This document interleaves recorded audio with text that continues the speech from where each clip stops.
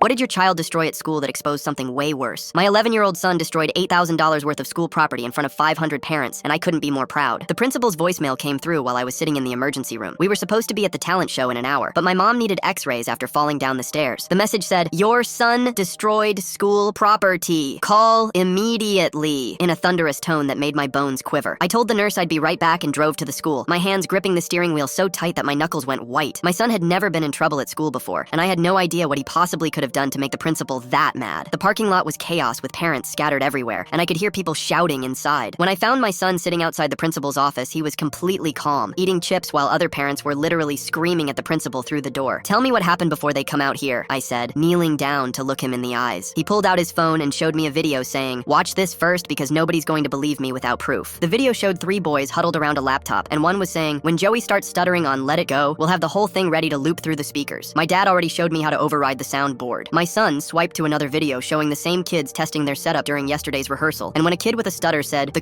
cold never bothered me anyway," they played it back 20 times while the entire auditorium laughed, and the boy ran off stage sobbing. "That's Joey. He tried to quit the talent show, but the music teacher said she'd fail him if he didn't perform," my son said, putting his phone away. The principal emerged, followed by 3 sets of furious parents, and one father was practically spitting when he said, "Your son destroyed $10,000 of equipment because my boy made a harmless joke." I stood up slowly and asked, "A harmless joke that required hacking into the sound system?" The man's face went red, and he said, "My son is on the honor roll and would never hack anything, unlike your delinquent who just committed a felony." The principal said, "Your son deliberately cranked our sound system to maximum during Joey's performance, causing complete audio failure." One mother actually said, "Maybe if certain children can't handle harmless jokes, they shouldn't be on stage. Get a sense of humor." I told my son to show them the videos, but the principal said, "That won't be necessary as we have witnesses who saw your son run to the sound booth." My son looked the principal dead in the eyes and said, "You mean the sound booth where their kids were hiding with their laptops ready to broadcast Joey's stutter to 500 people?" The hallway went silent. One mother grabbed her son's arm and hissed, "Tell them you weren't in the sound booth." Her son went pale and stammered,